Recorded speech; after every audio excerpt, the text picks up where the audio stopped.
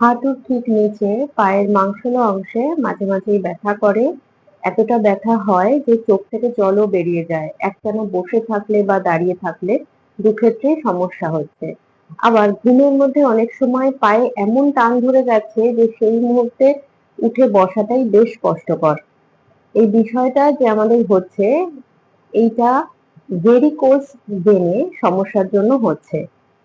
আমাদের হাঁটুর নিচে অর্থাৎ পায়ের নিচের অংশ যেখানে মাংসর মতো যে জায়গাটা মাংসল যে অংশটা সেখানে ভেরিকোজ ভেনের উপস্থিতি থাকছে এবং সেই ভেরিকোজ ভেনে ভালভের মধ্যে সমস্যা দেখা দেয় অর্থাৎ ভালভ কোনো কারণে যদি ক্ষতিগ্রস্ত হয় বা এই ভালভে কোনো কারণে চোট লেগে থাকে অথবা আমাদের শরীরে যদি ডিহাইড্রেশন বা জলের অভাব হয় তখন আমরা দেখি আমাদের এইভাবে পা ধরে যায়। অনেকের ক্ষেত্রেই এই সমস্যাটা হয়ে থাকে।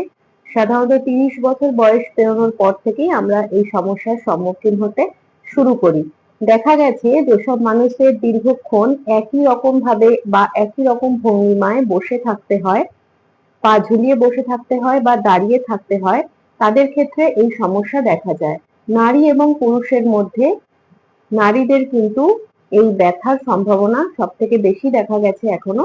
তবে পুরুষদের যে দেখা যায় না তা নয়, পুরুষদেরও দেখা যায়। নারীদের ক্ষেত্রে এই সমস্যাটা হরমোনাল চেঞ্জেস এর জন্য হয়। কারণ আমরা যখন দেখি আমাদের পিরিয়ডস বা মাসিক চক্র শুরু হওয়ার আগে অনেকে ব্যথা অনুভব করে। এই সময় শরীরের হরমোনের পরিবর্তনের জন্য হয়। এছাড়াও মহিলাদের মধ্যে দেখা যায় যে ঘরের কাজকর্ম করতে করতে তারা এতটাই ব্যস্ত থাকে সঠিক সময় তাদের খাওয়া দাওয়া এবং জলের পরিমাণ কিন্তু অনেক সময় কম খাওয়া হয়ে যায়।